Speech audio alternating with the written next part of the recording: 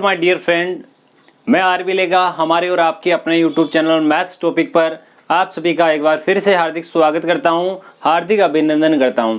हमारी live classes की series के दौरान प्रश्नावली नंबर 1 से 15 तक हमारा पूरा रिवीजन हो चुका था। आज हम अपने इस वीडियो लेक्चर के दौरान देखने वाले हैं आरबीएसई क्लास 10th मैथमेटिक्स जो चैप्टर नंबर 16 है, पृष्ठीय क्षेत्रफल और आयतन, जो हमारे पास में होता है सरफेस एरिया एंड वॉल्यूम। आज हम इस चैप्टर के बारे में कंप्लीट रिवीजन करने वाले हैं। इसके सारे अति महत्वपूर्ण प्रश्न कौन कौन से हैं जो बोर्ड एग्जाम की दृष्टि से वेरी वेरी इंपॉर्टेंट प्रश्न हैं, और उसके अलावा इस चैप्टर में से कितने नंबर के प्रश्न पूछे जाते हैं, कितने प्रश्न पूछे जाते हैं, ये चैप्टर जो है वो पूरा कितने अंकों का हमारे बोर्ड एग्जाम में आने वाला है, पूरी जानकारी हम आपको देने वाले हैं। अगर आप इस वीडियो को शुरू से लेकर लास्ट तक देखते हैं तो यह वीडियो आपके ही लिए सिर्फ और सिर्फ आपके लिए कितने अंक भार रखता है देखिएगा। इस वीडियो की सहायता से आप पूरे 5 नंबर अर्जित कर सकते हैं, जिनमें से इस प्रकार से उनका डिवीजन होगा कि एक प्रश्न तो आता है 2 नंबर का और एक दूसरा जो प्रश्न है वह आता है 3 नंबर का। 2 प्रश्न आएंगे, एक 2 नंबर का और एक 3 नंबर का। अगर आप इस वीडियो के दौरान पूरे आप हमारे साथ बने रहते हैं तो दावा है मेरा ये 5 नंबर आज आप लेकर के जाने वाले हैं। जो भी पेपर होगा इन 5 नंबरों के झंडे आप गार्ड करके आने वाले हैं। अगर आप अच्छा रिजल्ट लाने का कदम रखते हैं तो यह वीडियो सिर्फ और सिर्फ आपके लिए है। तो देखिए, आज की इस वीडियो लेक्चर में हम जितने भी प्रश्न करते हैं वेरी वेरी इंपॉर्टेंट प्रश्न है, किसी भी प्रश्न को स्किप ना करें। प्रत्येक प्रश्न पर हम बहुत ही अच्छी प्रकार से आपको तरीके सहित बताने वाले हैं।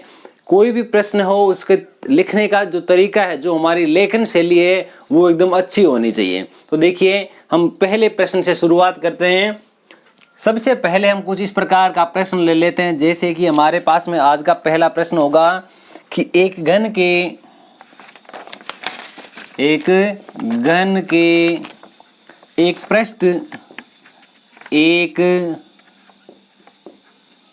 पृष्ठ का परिमाप, एक घन के एक पृष्ठ का पेरीमीटर यानी परिमाप 28 सेंटीमीटर है।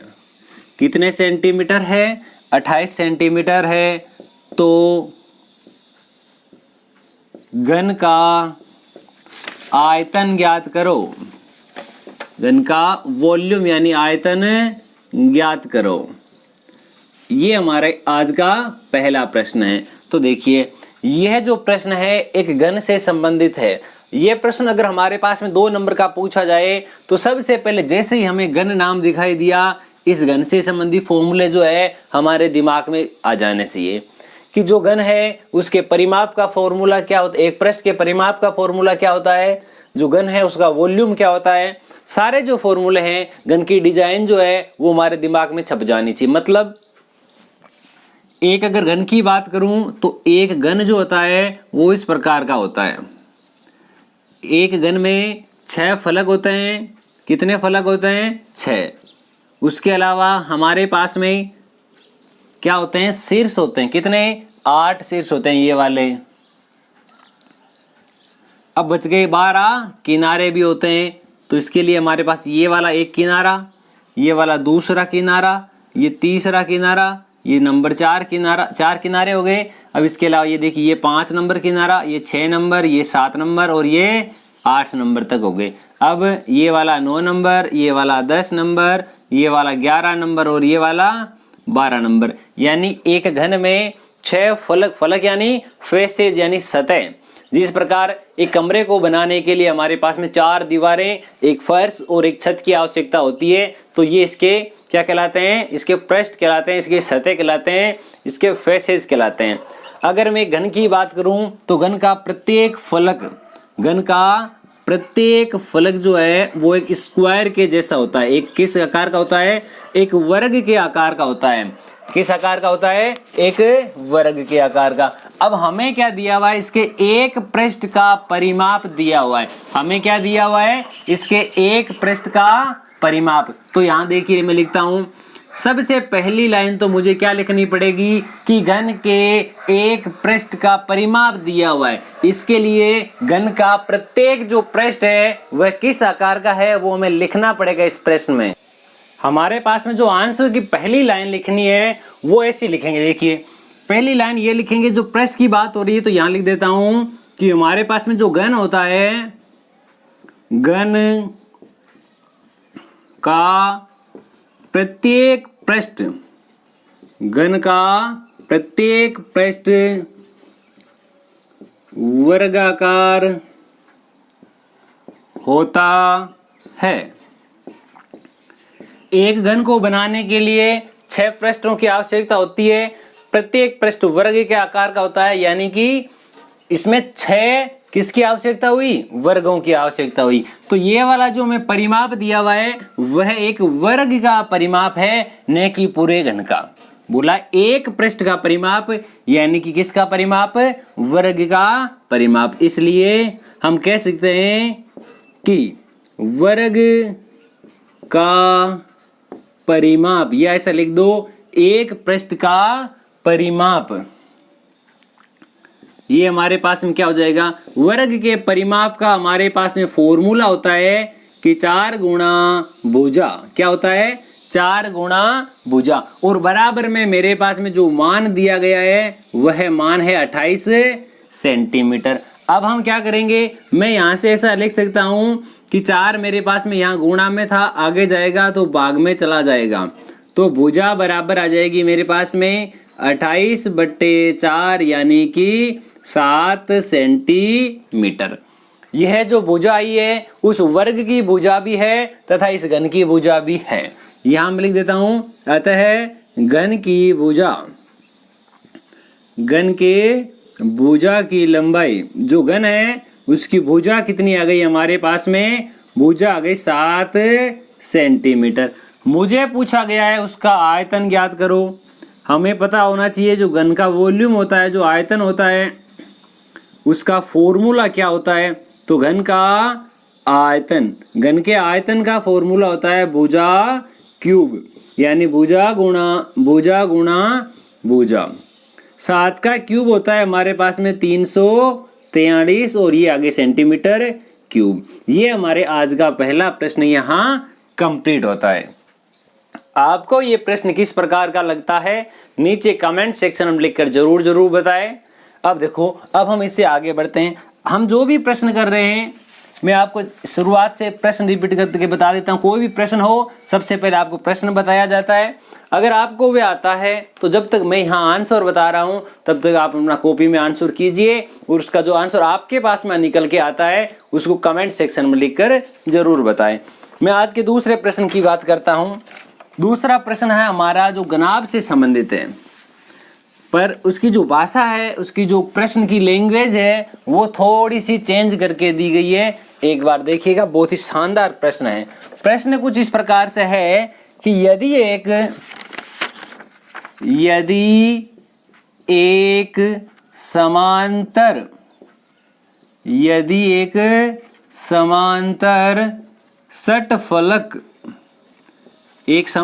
षटफलक दिया हुआ है, उस समांतर षटफलक की लंबाई, चौड़ाई और ऊंचाई, समांतर षटफलक की लंबाई, चौड़ाई और ऊंचाई, ये तीनों के तीनों बारे में बात की गई है। और तीनों का जो रेशो यानी अनुपात होता है वह हमें दिया हुआ है। अनुपात क्या दिया हुआ है, 6:5:4, 6, 5 और 4 है। उसके अलावा हमें क्या दिया हुआ है, और उसका संपूर्ण पृष्ठीय क्षेत्रफल, और उसका संपूर्ण पृष्ठीय क्षेत्रफल, संपूर्ण पृष्ठीय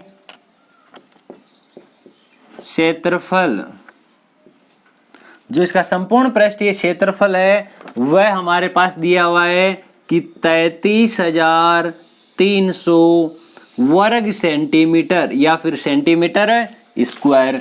अगर है तो हमें क्या ज्ञात करना है, समकोणिक षटफलक का आयतन ज्ञात करो। तो षटफलक का आयतन यानी वॉल्यूम ज्ञात करो, समकोणिक षटफलक का आयतन ज्ञात करो। ये हमारा आज का जो प्रश्न है, जिसको भी आता है इसके साथ साथ जो लाइव कमेंट सेक्शन चल रहा है उस लाइव कमेंट सेक्शन में अपना भाग ले और उसका आंसर जो फटाफट से बताए। तब तक मैं आपको इसका पूरा आंसर आपको बोर्ड की कॉपी में किस प्रकार से लिख करके आना है वो बताता हूँ। सबसे पहले देखिए यहाँ मैं लिख देता हूँ कि मेरे पास में ये जो अनुपात है वो दिया है 6:5:4 और ये अनुपात जो है किसके लिए है, लंबाई के लिए और चौड़ाई के लिए, और तीसरा कौन सा है, ऊंचाई के लिए। लंबाई, चौड़ाई और ऊंचाई इन तीनों का रेशो जो है हमारे पास में, अनुपात जो है वह दिया हुआ है। अब मैं क्या करता हूँ, मान लेता हूँ, माना जो हमारे पास समांतर षटफलक है, षटफलक का मतलब हो गया कि उसमें 6 फलक है। क्या, कितने फलक है, 6 फलक है, 6 पे 6 है, यानी कि 6 फलक किसमें होते हैं, एक तो घनाभ में होते हैं, एक घन में होते हैं। यदि उसके सारे फलक बराबर है, एक ही साइज के हैं, तब तो वे क्या होता है, घन। अगर उनकी साइज अलग अलग हो गई, आमने सामने के बराबर है केवल, तब वो हो जाएगा कैसा, घनाभ के जैसा। इसमें समांतर षटफलक की बात हो रही है। एक और बात ध्यान में रखें कि जो घनाभ होता है उसका प्रत्येक फलक एक आयत के जैसा होता है, एक रेक्टेंगल के जैसा होता है। प्रत्येक आयत भी तो एक समांतर चतुर्भुज है। तो ये एक हमारे पास में एक घनाभ के बारे में ऐसा कुछ लिखा हुआ है। मैं मान लेता हूं, माना हमारे पास में जो षटफलक है, कौन सा, जो षटफलक है, उस षटफलक की लंबाई को कुछ मान लेते हैं। लंबाई जैसे 6 दी हुई है, मैं इसमें 6x मान लेता हूँ। सेम इसी प्रकार से मैं मान लेता हूँ कि जो हमारे पास में षटफलक है, उस षटफलक की चौड़ाई भी कुछ ना कुछ होने वाली है।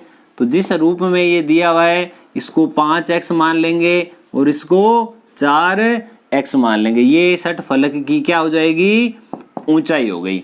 लंबाई, चौड़ाई और ऊंचाई तीनों हमारे पास में आ चुकी है। इसके अलावा हमारे पास में क्या दिया हुआ है, चूंकि यह षटफलक एक घनाभ के आकार का है और उस घनाभ के लिए हमें संपूर्ण पृष्ठीय क्षेत्रफल का फॉर्मूला आना चाहिए। तो देखिए मैं यहाँ लिख देता हूँ, चूंकि जो षटफलक है उस षटफलक का संपूर्ण पृष्ठीय क्षेत्रफल, टोटल सरफेस एरिया, इसका फॉर्मूला क्या होता है। जो हमारे पास में दिया हुआ है, कौन सा फलक है, देखिए ये वाला जो है हमारे पास में दिया हुआ है एक घनाभ है और इसका एक बार मैं यहाँ लिख देता हूँ 33,300, ये वर्ग सेंटीमीटर के रूप में गिवन है। इसका जो फॉर्मूला होता है वो कुछ इस प्रकार से होता है, दिस इंप्लाइज 2 गुणा लंबाई इंटू चौड़ाई प्लस चौड़ाई इंटू ऊंचाई प्लस ऊंचाई गुणा लंबाई बराबर 33,300। ये हमारे पास में इतना गिवन है। अब लंबाई की जगह हम लंबाई की वैल्यू रखेंगे, चौड़ाई की वैल्यू रखेंगे और ऊंचाई की, सबकी वैल्यू अलग अलग प्रकार से रखते हुए आगे बढ़ते हैं। तो 2 हमारे पास में देखिए यहाँ गुणा में, सबसे पहले मैं इस 2 को आगे भेज देता हूँ, भाग में चला जाएगा।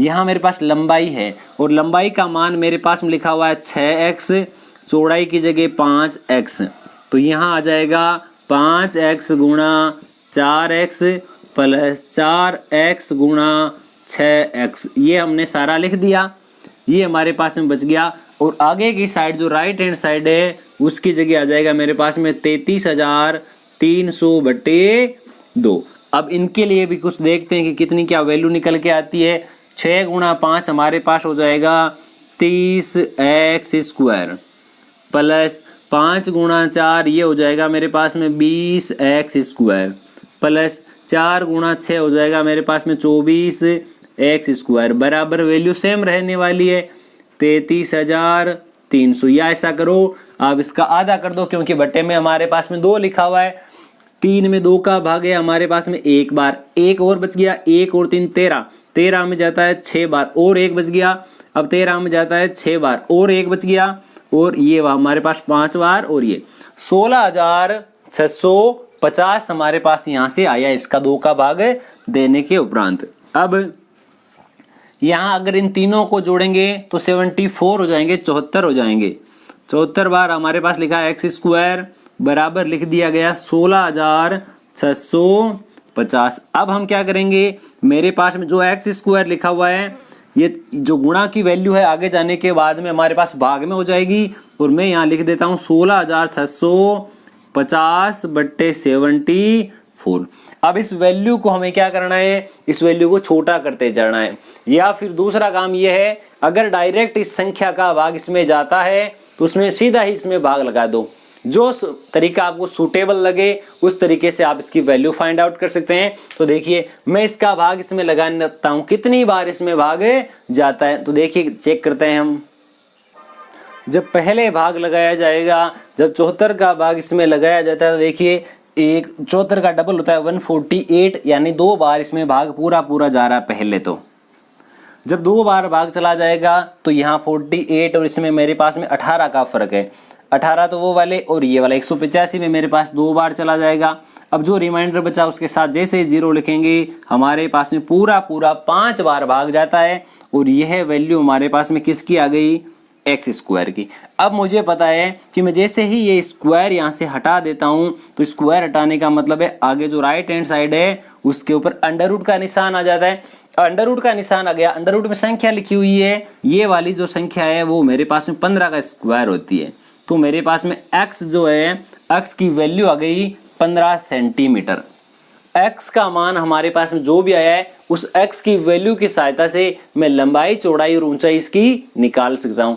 अब मैं यहाँ क्या लिखूंगा, इसलिए जो हमारे पास में 60 फलक है, क्या दिया हुआ है हमारे पास में, जो 60 फलक है उस 60 फलक की जो लंबाई है वह क्या होगी, 6x दिया हुआ था, 6 गुणा जो हमारे पास वैल्यू आई है 15, ये वाले।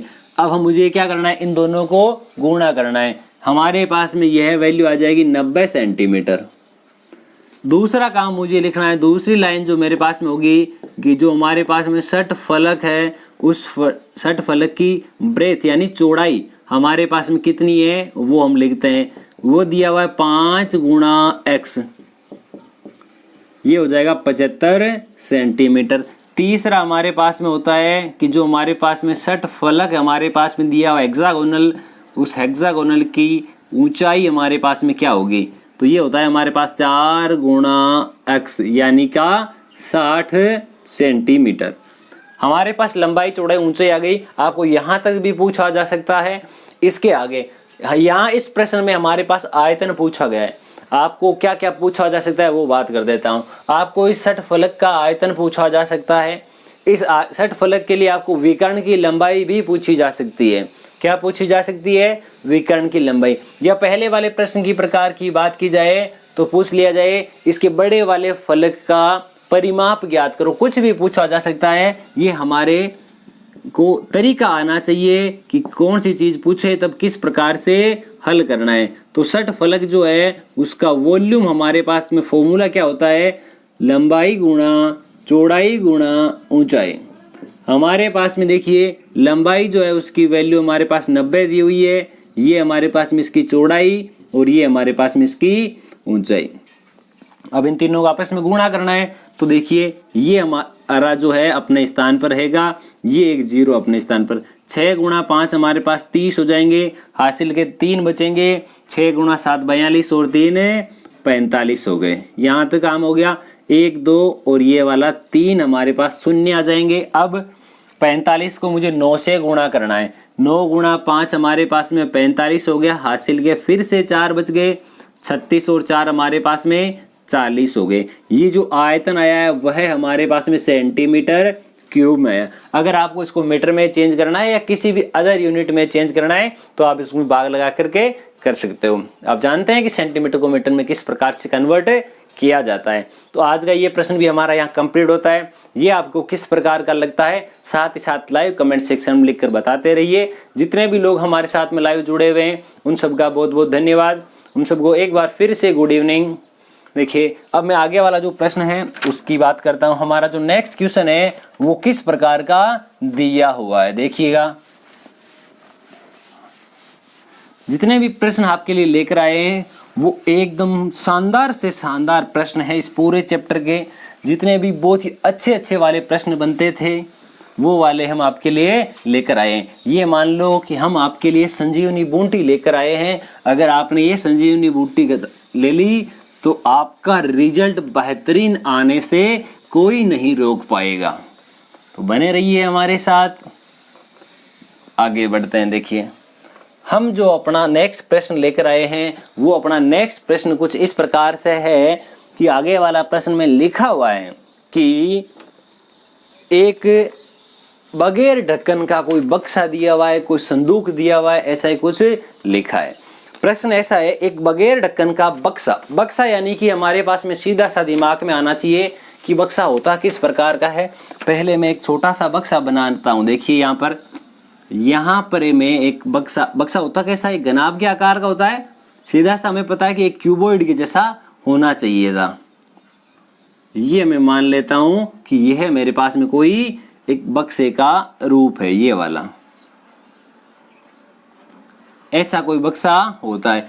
प्रश्न में बोल दिया कि वह जो बक्सा है वह बगैर ढक्कन का है, यानी उसमें ये वाला जो पार्ट है, ये ऊपर वाला, ये उसमें है ही नहीं, ये इसमें है ही नहीं, बगैर ढक्कन का है, ये वाला पार्ट इसमें नहीं है। तो अब सोचो तो उसमें टोटल कितने फलक है। तो इसमें टोटल फलक 6 होते हैं जिसमें से एक फलक नहीं है। अब हमारे पास 5 फलक बच गए। यहां तक ठीक है। ये जो है 3 सेंटीमीटर मोटी लकड़ी का बना हुआ। यहां पर ये जो इसकी मोटाई है, ये वाली, इसकी मोटाई हमारे पास में गिवन है 3 सेंटीमीटर। इसकी मोटाई जो है, लकड़ी की मोटाई, जैसे बक्सा बनाया जाता है तो लकड़ी काम में ली जाती है, लकड़ी की मोटाई हमें 3 सेंटीमीटर गिवन है। और आगे प्रश्न में ऐसा लिखा हुआ है, इसके बाहर की लंबाई, चौड़ाई और ऊंचाई दी हुई है। तो यहां लिखता हूं मैं, देखिए जो हमारे पास में बक्सा है उस बक्से की बाहरी लंबाई, उस बक्से की बाहरी लंबाई कितनी है, उस बक्से की बाहर की चौड़ाई कितनी है और उस बक्से के बाहर की ऊंचाई कितनी, ये हमें सारा का सारा दिया हुआ है। उस बक्से की बाहरी चौड़ाई, ये हमने चौड़ाई भी लिख दी। और उसके बाद में हमें क्या लिखना है, उस बक्से की जो बाहर वाली है यानी एक्सटर्नल लेंथ, ब्रेथ और उसकी हाइट, ये हमें तीनों प्रश्न में गिवन है। तो इसकी लंबाई जो है हमारे पास में 146 है, 146 सेंटीमीटर। इसकी जो चौड़ाई है वो हमारे पास 116 दी हुई है और जो इसकी हाइट जो है वो 83 हमारे पास में गिवन है। हमें क्या पूछा है, इसके अंदर की ओर पेंट करवाने का खर्चा ज्ञात कीजिए यदि पेंट करवाने यानी कलर करवाने का खर्चा 2 रुपए प्रति 1000 वर्ग सेंटीमीटर हो। 1000 वर्ग सेंटीमीटर के 2 रुपए लगते हैं। तो इस टोटल का खर्चा ज्ञात करना, कलर बाहर करवाना या अंदर, ये प्रश्न जरूर पड़े। इसमें हमें कलर अंदर की ओर करवाना है तो सबसे पहले यहां मैं इसमें लिखूंगा लकड़ी की मोटाई। किसकी मोटाई लिखनी है, लकड़ी की मोटाई। हमें कोई भी धातु दी जा सकती है, उस धातु की हमें मोटाई लिखनी है, उस धातु की मोटाई। अब की बार हमें लकड़ी दी हुई है तो लकड़ी की मोटाई हमारे पास में 3 सेंटीमीटर। अब देखिए मैं यहां से ऐसी बात करता हूं कि यहां से लेकर ये वाली दूरी जो है आपको 146 गिवन है। कितनी दी हुई है, 146 दी हुई है, जिसमें से इधर भी आपके पास में एक 3 सेंटीमीटर की एक लकड़ी लगी हुई है इस प्रकार से, और इधर भी 3 सेंटीमीटर की लकड़ी लगी हुई है। तो अंदर की ओर कितना भाग बच गया। जैसे मान लेते हैं जो कमरा है, कमरे की बाहर से जो अगर साइज देखी जाए वह अलग होती है क्योंकि उसमें दीवारें जो हैं बाहर से इंक्लूड रहती है। अंदर आके देखा जाए तो उसमें से इधर की दीवार भी, इधर की दीवार, दोनों साइड की दीवारें कम हो जाती है। कम होने का मतलब 146 में से 3 तो इधर के कम हो जाएंगे, 3 इधर के कम हो जाएंगे। अंदर की जो लेंथ बचेगी, जो अंदर की लंबाई बचेगी 143 यानी 143 बचने वाली है। तो यहाँ देखिए मैं लिख देता हूं कि जो बक्सा है उस बक्से की बात हो रही है। किसकी बात हो रही है, उस बक्से की बात हो रही है। उस बक्से की आंतरिक लंबाई, पहले हमने कौन सी लिखी थी, हमने लिखी थी बाहर की लंबाई। अब मैं लिख रहा हूं आंतरिक लंबाई। अंदर की लंबाई जो है वो हमारे पास ऐसी आ जाएगी 146 माइनस 3 इधर के और 3 उधर के, हम 6 घटा लेते हैं, बराबर मेरे पास में 140 सेंटीमीटर आ जाएगा। दूसरा काम मुझे ये करना है कि जो मेरे पास में बक्सा दिया हुआ है उस बक्से के लिए जो आंतरिक चौड़ाई होगी वह कितनी है। सेम यही प्रोसेस हमारे पास में चौड़ाई में चलेगा और उसमें से भी हम 6 घटाएंगे। जैसे लंबाई की बात हमने कर ली, अब चौड़ाई की अगर बात करूं तो चौड़ाई के लिए 3 इधर वाला भी जाएगा और 3 इधर वाला भी जाएगा। 3 और 3 टोटल तो 6 हो गए, तो ये भी इसमें से 6 कम होने के बाद 110 सेंटीमीटर आ गया। अब एक बहुत ही ज्यादा इंपॉर्टेंट बात है, वो अब हम यहाँ लिखने वाले हैं।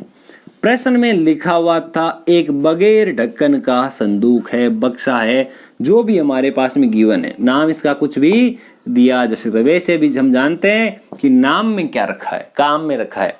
अगर काम में है दम तो नाम अपने आप बोलता है। अब सोचो, अगर बक्सा जो है उसका ढक्कन है ही नहीं, अगर ढक्कन है ही नहीं तो सोचो, जब मैं बात करूं, जैसे इस कमरे की बात कर लेते हैं, जिस कमरे में आप बैठे हो मैं खड़ा हूं यहाँ पर, उस कमरे की बात कर लेते हैं। अगर एक ऐसा कमरा पॉसिबल हो जिसमें फर्श तो बना हुआ है, ऊपर की छत नहीं है, मान लिया जो फर्श है उसकी मोटाई 3 सेंटीमीटर है, तो बताओ इसकी ऊंचाई में क्या परिवर्तन आएगा। ये 3 सेंटीमीटर तो हम कम कर सकते हैं, ऊपर वाले 3 कम करेंगे क्या, ऊपर तो है ही नहीं, कम क्या करेंगे। तो इसलिए इसमें से हमें 3 कम करना है, बराबर हमारे पास 80 सेंटीमीटर आ जाएगा।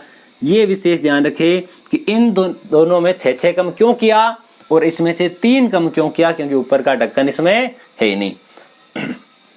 अब हमारे पास में प्रश्न बनके तैयार हो गया। एक बक्सा है जिसके लंबाई है, चौड़ाई है और ऊंचाई है। अब इसके अंदर की ओर कलर करवाना है। अब मुझे क्या याद करना है, बक्से का आंतरिक पृष्ठीय क्षेत्रफल, बक्से का आंतरिक पृष्ठीय क्षेत्रफल, ये बात करते हैं। आंतरिक पृष्ठीय क्षेत्रफल ज्ञात करने के आपके पास में 2 तरीके हैं। 2 तरीकों में से जो तरीका आपको सूटेबल लगे उस तरीके से हल करना। कौन कौन से? पहला तरीका यह है, इसका पूरा संपूर्ण पृष्ठीय क्षेत्रफल ज्ञात करो, उसमें से ढक्कन को माइनस कर दो।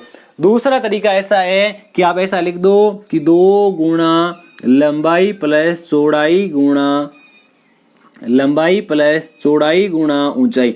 ये तो इसके चारों दीवारों का क्षेत्रफल, किसी भी घनाभ के चारों दीवारों के क्षेत्रफल का फॉर्मूला यही होता है। अब इसमें क्या जोड़ देना आप, ये आधार वाला, क्योंकि ये तो चारों दीवारें हो गई और ये इसका आधार होता है आयत के जैसा, लंबाई गुणा चौड़ाई। ये इसका यहाँ से तरीका निकल के आएगा, सूत्र निकल के आया है।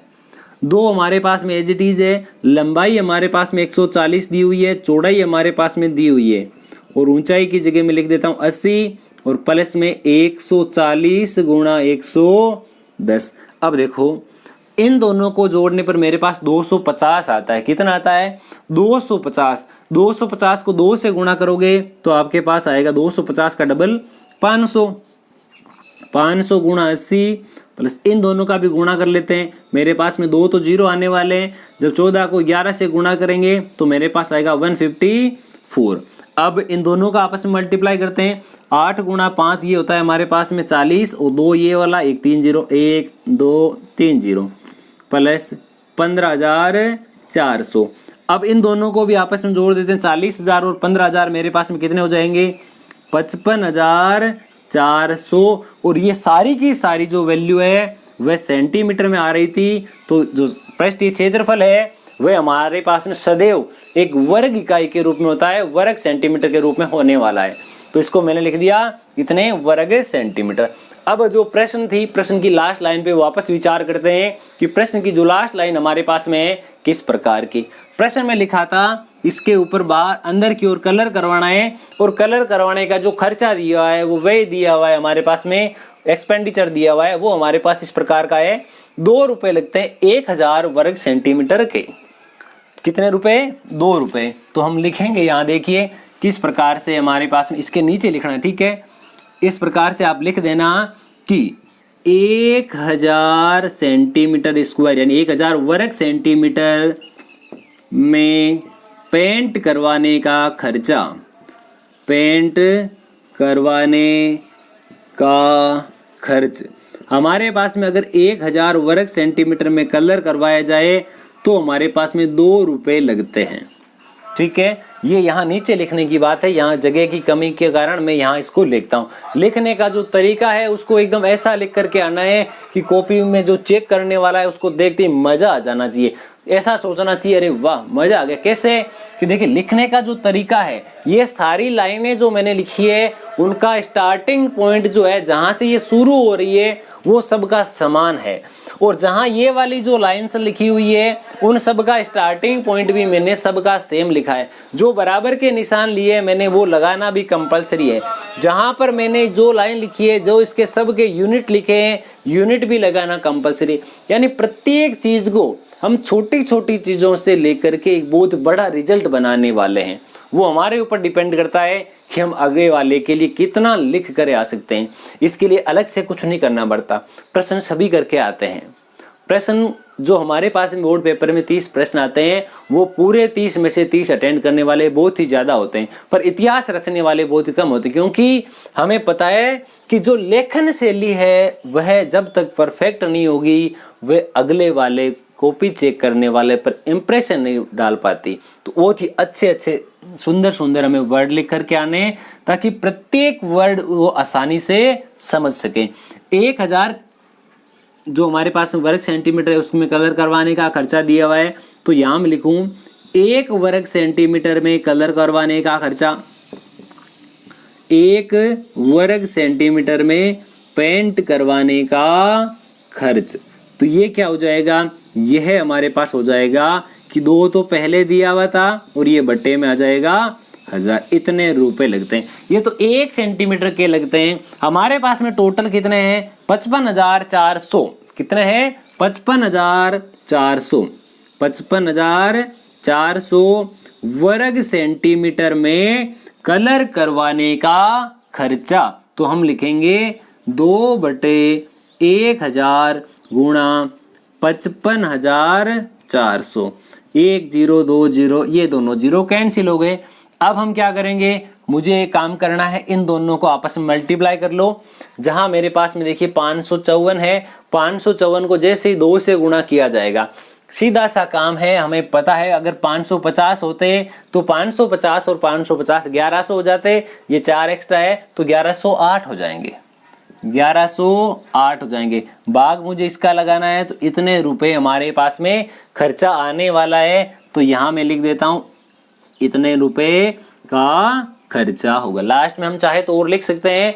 अतः इस बक्से के और इस संदूक के अंदर आंतरिक पृष्ठ पर कलर करवाने का टोटल खर्चा इतने रुपए है। ये आपको प्रश्न किस प्रकार का लगता है नीचे कमेंट बॉक्स में लिखकर जरूर बताएं। साथ ही साथ इसकी कैलकुलेशन जो पावर है उसको चेक करते रहे, देखते हैं। अब हम इससे भी आगे बढ़ते हैं। हमारा जो नेक्स्ट प्रश्न लिखा हुआ है वो इससे भी बहुत ही ज्यादा शानदार होने वाला है। देखिए जैसे जैसे आगे बढ़ते हैं, प्रश्न जो हमारे पास में एक से बढ़कर एक तरासे हुए प्रश्न आ रहे हैं। अगर आपने इस वीडियो के दौरान जितने प्रश्न आते हैं उनको सब वो प्रश्नों को कवर कर लिया, और जो आपको बताया जा रहा है, जो इसमें फॉर्मूलाज वगैरह काम में लिए जा रहे हैं, अगर आपने सारे एकदम बना लिए, सही कर लिए, तो आपका रिजल्ट बेहतरीन होने से कोई नहीं रोक सकता। आपका ये चैप्टर एकदम 100% क्लियर हो जाएगा। अब हम आज के आगे वाले प्रश्न की बात करते हैं। आगे वाला जो प्रश्न है, प्रश्न आपके लिए मैं बोल देता हूँ क्या लिखा हुआ है। एक खोखले बेलन की ऊंचाई दी हुई है। सबसे पहले जहां खोखला बेलन है तो हम खोखला बेलन यानी होलो सिलेंडर बना देते हैं। हमारे पास में एक खोखला सिलेंडर है कुछ इस प्रकार का, ये हमारे पास में एक होलो सिलेंडर यानी खोखला, ये तो एक साइड बन गई। अब ये खोखला कैसे होगा, जब ये हम इस प्रकार से इसको बना करके बताते हैं। ये वाला हमारे पास में एक खोखला बेलन यानी एक होलो सिलेंडर कहलाता है। इस प्रकार की हमारे पास डिजाइन बनती है एक खोखले बेलन के लिए। अब हमें क्या दिया हुआ है, एक खोखले बेलन की हमें ऊंचाई दी हुई है। तो यहां मैं लिख देता हूं, देखिए आंसर साथ साथ लिखना शुरू कर देते हैं कि खोखले बेलन की ऊंचाई, हमारे पास में खोखला बेलन जो उसकी हाइट जो है h की वैल्यू वो हमारे पास में गिवन है 21 डेसीमीटर, 21 डेसीमीटर। उसी के साथ हमारे पास में देखिए ये यहां से यहां तक ये इसकी पूरी, तो इसकी हाइट हो गई 21। इसी के अलावा हमारे पास में और क्या क्या दिया हुआ है तथा इसका बाहर का तथा अंदर का व्यास दिया हुआ है। और हमारे पास प्रश्न में दिया हुआ है कि खोखले बेलन का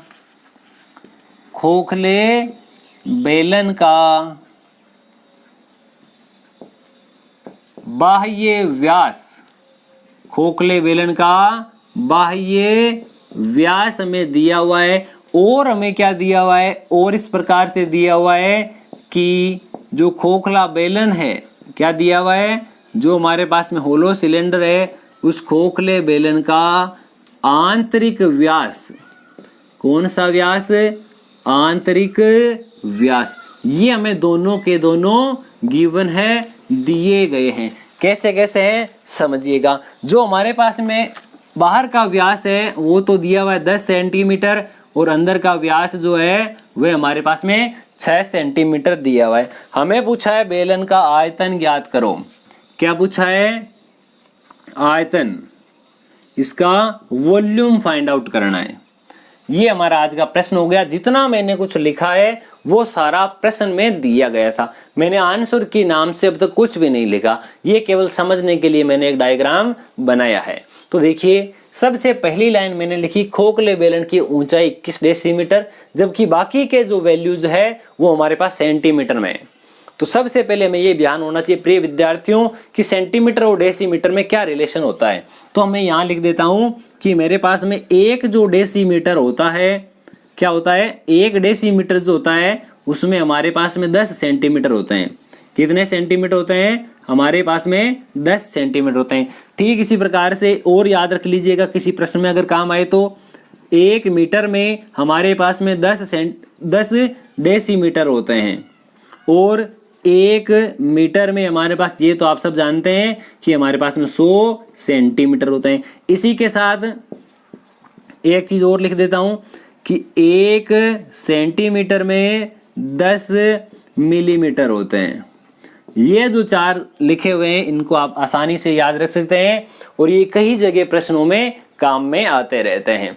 तो इस प्रश्न में देखिए इनमें से कौन सा काम में आ रहा है कि 1 डेसीमीटर में 10 सेंटीमीटर होते हैं। हमारे पास में यहाँ कितने डेसीमीटर है, 21। तो 21 गुणा 10 मेरे पास में यहाँ हो जाएगा 210 सेंटीमीटर।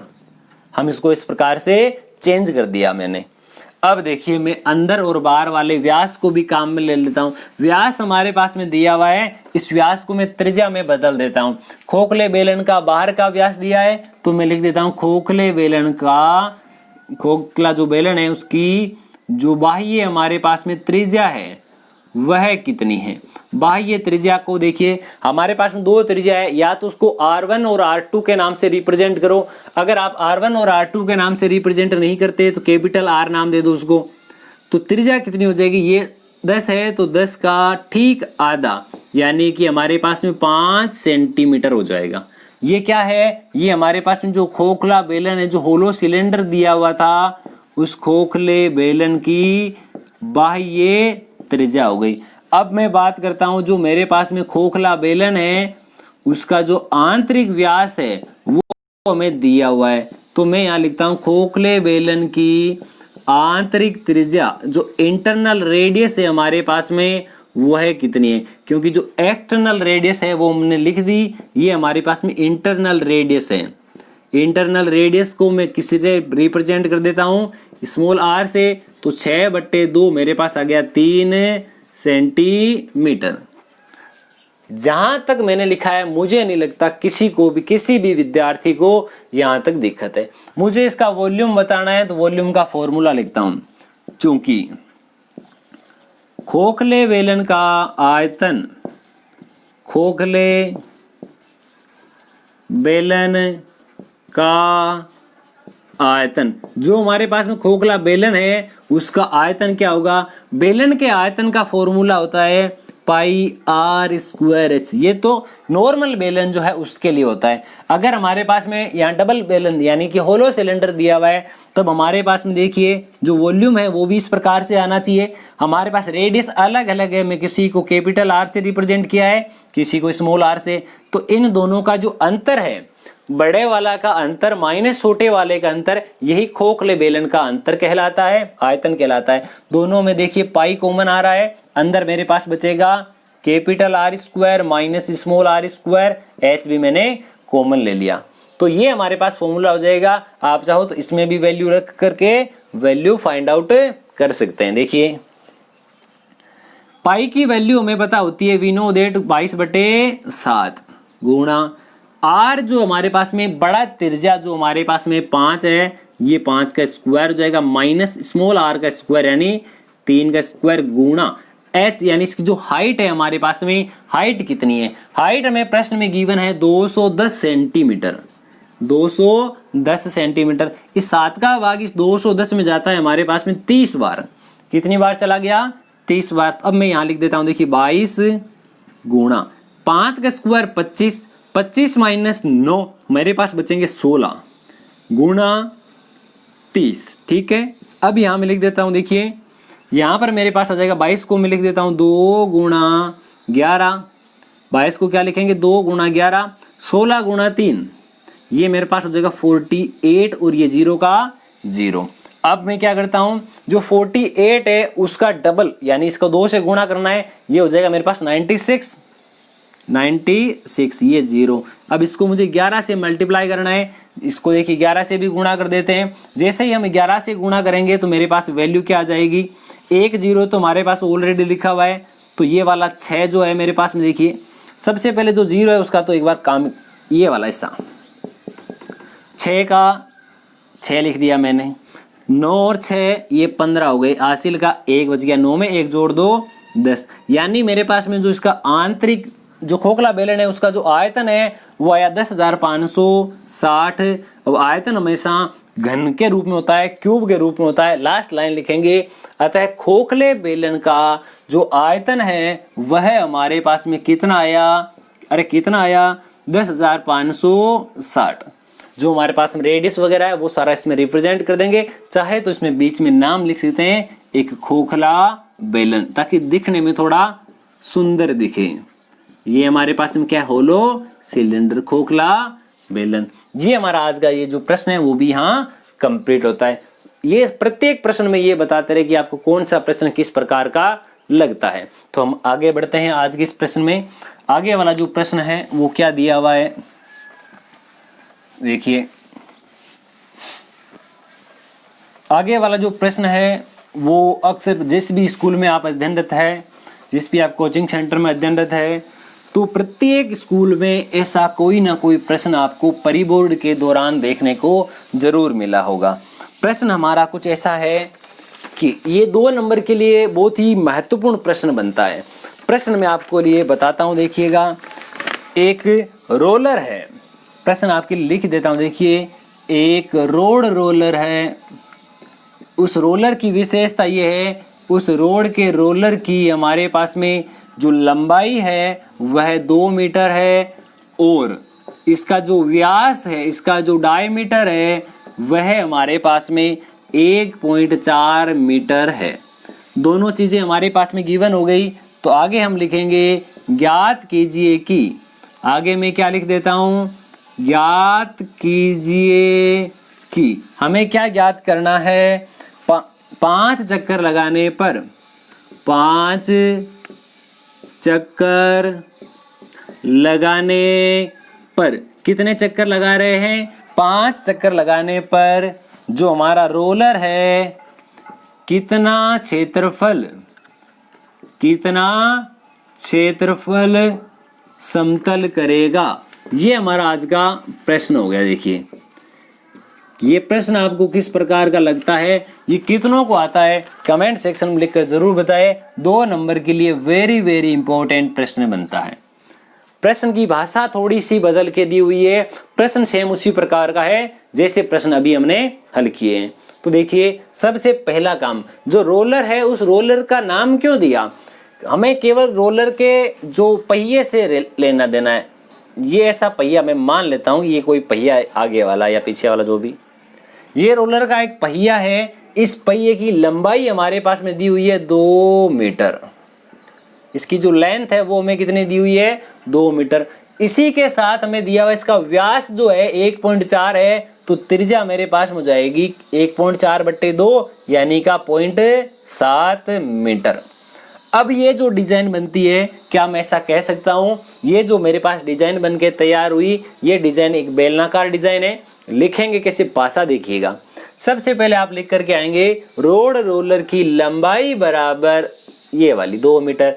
दूसरी लाइन हमारी ये होगी रोड रोलर जो है उसका व्यास बराबर 1.4, रोड रोलर की लंबाई बराबर 0.7 मीटर।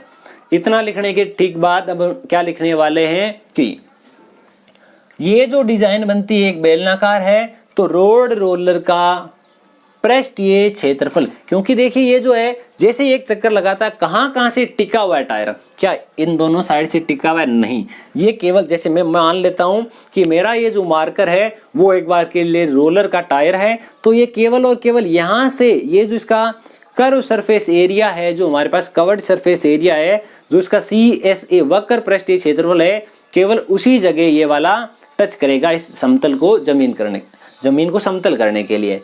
तो इसका वक्र पृष्ठीय क्षेत्रफल ज्ञात करना है, और हमें पता है इसका वक्र पृष्ठीय जो क्षेत्रफल होता है वह होता है 2πr/h। एक चक्कर लगाने पर उसमें तय की गई दूरी कितनी हो जाएगी 2πr/h। हमारे पास में 2 की जगह रहेगा, पाई जो है पाई की वैल्यू होती है हमारे पास 22/7। हमारे पास जो रेडियस है केवल और केवल 0.7 है, इसका पॉइंट हटा देता हूँ, बट्टे में 0 आ जाएगा। और इसकी जो लेंथ है जो हमारे पास में वो दी हुई है 2 मीटर। हम यहाँ से इसकी वैल्यू जब कैलकुलेट करेंगे तो ये वैल्यू आएगी केवल और केवल एक चक्कर लगाने पर तय की गई दूरी, क्योंकि एक चक्कर लगाने में तय की गई दूरी को जो क्या कहते हैं वक्र पृष्ठीय क्षेत्रफल। हमें कितने चक्कर लगाने हैं ये बोलता है कि इसमें 5 चक्कर लगाने, तो इस वैल्यू को 5 चक्कर लगाने पे तय की गई दूरी, तो ये 7 से 7 कट गया, इसका भाग इसमें 2 बार, 2 से 2 कट गया, 22 × 2 हमारे पास में 44 वर्ग मीटर इसका क्षेत्रफल आ जाएगा। पूरा आपको एकदम परफेक्ट लिखना है, लिखने का जो तरीका है आपको मैंने बता दिया, लिखना कैसे है, काम आपको ये करना है। देखिए अब हम इससे कुछ आगे बढ़ते हैं। हमारा जो आज का नेक्स्ट प्रश्न होगा वो किस प्रकार का प्रश्न है उस पे भी हम बात करते हैं। आज का नेक्स्ट प्रश्न हमारा ऐसा है कि हमारे पास में एक क्या दिया हुआ है, एक बेलन दिया हुआ है, उस बेलन का हमारे पास में वॉल्यूम यानी उसका आयतन दिया हुआ है। देखिए क्या क्या दिया हुआ है, मुझे 2 चीजें दी गई है प्रश्न में, दोनों ही मैं यहाँ लिख देता हूँ क्या क्या दी हुई है। एक तो मुझे दिया हुआ है कि बेलन का आयतन, एक तो मुझे क्या दिया हुआ है आयतन। दूसरी चीज मुझे ये दी हुई है कि बेलन का वक्र पृष्ठीय क्षेत्रफल, वक्र पृष्ठीय क्षेत्रफल, आप इसको पार्श्व पृष्ठीय क्षेत्रफल भी कह सकते हैं। ये हमारे पास लिखा हुआ है, ये वाला तो लिखा 1650 वर्ग सेंटीमीटर, और ये मेरे पास लिखा 660 वर्ग सेंटीमीटर। हमें पूछा एक तो इसकी त्रिज्या ज्ञात करो और एक इसकी ऊंचाई ज्ञात करो, ये दोनों हमें प्रश्न में पूछे हैं। तो सबसे पहला काम हमें क्या होना चाहिए, क्या लर्न होना चाहिए, आयतन का फॉर्मूला क्या होता है, वक्र पृष्ठीय क्षेत्रफल का फॉर्मूला क्या होता है। ये दोनों जो फॉर्मूले हैं वो हमें स्पेशल तौर से लर्न होने चाहिए। तो जो बेलन है उसका जो आयतन है, उसके आयतन का फॉर्मूला होता है πr² बराबर 1650। जो वक्र पृष्ठीय क्षेत्रफल है ये होता है 2πrh बराबर में मेरे पास में 660। मैं क्या काम करता हूँ इसमें 2πr जो है इसमें मैं काम कर देता हूँ, यहाँ केवल रखता हूँ πrh, और ये जो 2 गुणा में इसको आगे भेज देता हूँ। जब 660 में 2 का भाग लगा दिया जाएगा तो ये मेरे पास में आ जाएगा 330। इसको मैं समीकरण नंबर 1 दे देता हूँ और इसको समीकरण नंबर 2 दे देता। ऐसा देने का मेन रीजन समझिएगा, यहाँ पर मेरे पास में क्या लिखा हुआ है, यहाँ पर यहाँ ऐसा लिखा है पाई आर स्क्वायर एच। क्या मैं इसको ऐसा लिख सकता हूँ पाई आर गुणा एच। आर स्क्वायर का मतलब होता है आर गुणा एच। तो देखिए यहाँ पर मैंने जो ये लिखा हुआ है इतना ऐसा कुछ, इस पूरे की जगह पाई आर और ये वाला एच, पाई आर एच की जगह मैं 330 लिख सकता हूँ। मेरे पास ओनली एच बचेगा, सॉरी आर बचेगा। तो मैं यहाँ से क्या लिख देता हूँ, समीकरण 2 का मान, समीकरण 2 का मान, समीकरण 2 की जो वैल्यू है वो समीकरण 1 में रखने पर मेरे पास में यहाँ आ जाएगा, एक तो आर बच गया और उसके गुणा में 330 बच गया, बराबर मेरे पास में लिखा हुआ है 1650। मैं यहाँ कह देता हूँ कि आर बराबर 1650 बटे 330। एक जीरो से एक जीरो कट गया, इसका भाग इसमें जाता है 5 बार। कितनी बार जाता है, 5। ये सारी वैल्यू सेंटीमीटर में है। तो मेरे पास में जो डिजाइन दी गई थी, जो बेलन दिया गया था, उस बेलन के लिए त्रिज्या हमारे पास 5 सेंटीमीटर आ गई। अब इस त्रिज्या को मैं इन दोनों में से जो छोटी समीकरण लगती है उसमें रख देता हूँ। यहाँ देखिएगा, मैं ऐसा कह देता हूँ कि r बराबर 5 सेंटीमीटर, समीकरण छोटी कौन सी है, समीकरण 2 में रखने पर मेरे पास में लिखा है 22/7 गुणा त्रिज्या यानी 5 सेंटीमीटर, ऊंचाई की जगह h बराबर में 330। अब हम क्या करेंगे, h के अलावा सब को आगे ले जाते हैं। h यहाँ रह जाएगा, आगे आएगा मेरे पास में 330 गुणा 7 बटे ये 22 नीचे गया और ये 5 भी नीचे गया। इसमें 11 का भाग 2 बार जाता है, इसमें 11 का भाग हमारे पास 30 बार जाता है। ठीक है, अब ये 5 गुणा 2 10 हो गए, 10 का भाग 30 में 3 बार जाता है। तो हम कह सकते हैं कि h जो है 7 गुणा 3 हमारे पास में 21 सेंटीमीटर आ गया और r अभी हमारे पास में आया था 5 सेंटीमीटर। तो ये हमें जो दोनों चीजें पूछी गई थी, एक तो हमें रेडियस पूछी गई थी और एक इसकी हाइट यानी इसकी ऊंचाई पूछी गई थी। ये प्रश्न हमारा यहाँ कंप्लीट होता है। आपको किस प्रकार का लगा कमेंट सेक्शन में लिखकर जरूर बताएं। अब हम इससे भी आगे बढ़ते हैं। हमारा जो आगे वाला प्रश्न है वह किस प्रकार का गिवन है उस पर बात करते हैं कि हमारा जो नेक्स्ट प्रश्न है आपके लिए, जो हनुमान जी है वो जाकर के हिमालय से कौन सी बूटी लेकर के आने वाले हैं। देखिएगा हमारा जो आगे वाला प्रश्न रामबाण इलाज है आपके लिए कौन सा है वो देखिए। तो हमारा आगे वाला प्रश्न है वो प्रश्न कुछ इस प्रकार से दिया हुआ है। प्रश्न देखिएगा, सुनिएगा, समझिएगा। लिखा है एक बेलन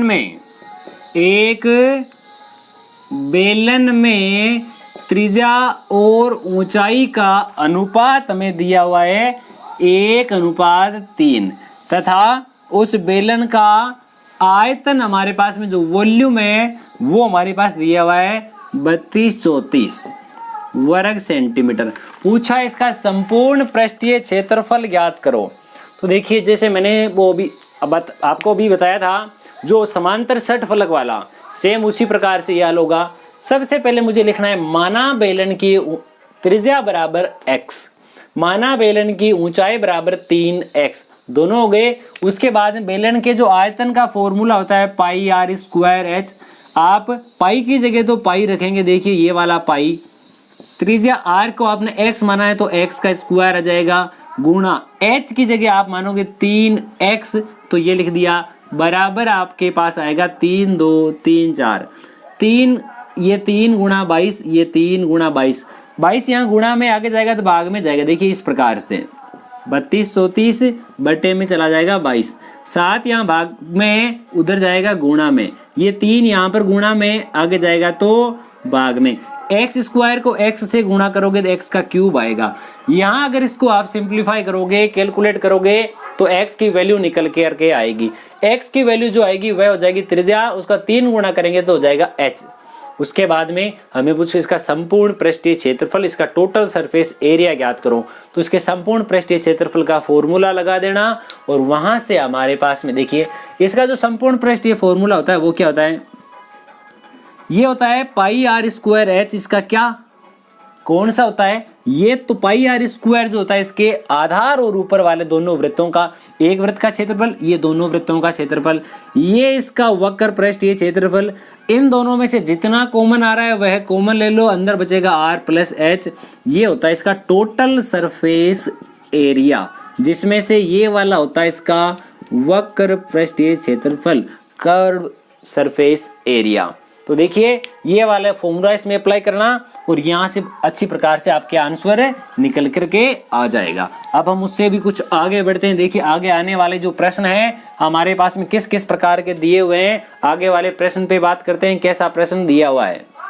अब हमारा जो आगे वाला प्रश्न है वह प्रश्न कुछ इस प्रकार का, देखिए बेहद ही शानदार प्रश्न है आगे वाला, सिर्फ आपके लिए प्रश्न ऐसा है। 9 सेंटीमीटर ऊंचे, डायरेक्ट मैं इसका डायग्राम बनाता जाता हूं। देखिए 9 सेंटीमीटर ऊंचे शंकु के आकार का टेंट है, एक शंकु है इस प्रकार का, इस प्रकार से एक टेंट लगाया हुआ है जिसकी ऊंचाई हमें दी हुई है। देखिए ये 9 मीटर ऊंचाई है इसकी, यहां से ये वाली जो ऊंचाई है इसकी वह 9 मीटर है।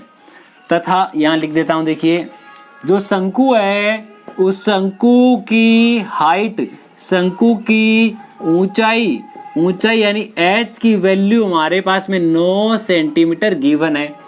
इसके साथ हमें ये दिया हुआ है शंकु के आधार वृत्त की परिधि, शंकु के आधार वृत्त की परिधि हमें दी हुई है। परिधि कितनी है? 44 यानी 44 मीटर। अब परिधि का फॉर्मूला क्या होता है? ये होता है 2 पाई आर बराबर हमारे पास में है 44। तो हम क्या करेंगे, 2 गुणा 22/7 गुणा त्रिज्या आर बराबर 44। ये क्या करेंगे, देखिए 2 गुणा 22 ये हो गया 44, 44 से 44 कैंसिल, त्रिज्या आर बराबर 7 मीटर। त्रिज्या हमारे पास में 7 आ चुकी है। अब मुझे क्या करना है, मुझे प्रश्न पूछा था इसके अंदर जितनी वायु है, जितनी इसमें हवा है, उस हवा का आयतन ज्ञात करो। इसलिए शंकु में उपस्थित हवा का आयतन, अब हमें पता होना चाहिए जो शंकु है, जो कोण है, उस कोण के लिए जो आयतन है, आयतन का फॉर्मूला क्या होता है? 1/3 pi R square H, 1/3 as it is. Pi का मान हमारे पास में 22/7, त्रिज्या हमारे पास में ये रही 7 गुणा 7, ऊंचाई हमारे पास में 9, 7 से 7 कट गया, 3 का भाग इसमें गया, ये वाला यहाँ बच गया मेरे पास में 22 गुणा 7 गुणा 3 21। 21 को अगर 21 से गुणा किया जाए तो मेरे पास में 441 आता है। ये यहाँ मुझे 21 को 22 से गुणा करना है तो ये मेरे पास में आ जाएगा 462। मेरे पास में कितना आएगा? 462 सेंटीमीटर में है तो सेंटीमीटर में आंसर आएगा, और मीटर में है तो मीटर, ये मीटर क्यूब में आंसर आ गया। तो ये इस प्रकार का जो प्रश्न है, ये वाला जो प्रश्न पूछा है तो 3 नंबर का पूछा जा सकता है। तो इसका मेन रीजन ये है, हमें इस चैप्टर के जो फॉर्मूलाज है जो हमारे वृत्त से संबंधित है वो तो हमारे पीछे वाले चैप्टर में काम में ले लिए।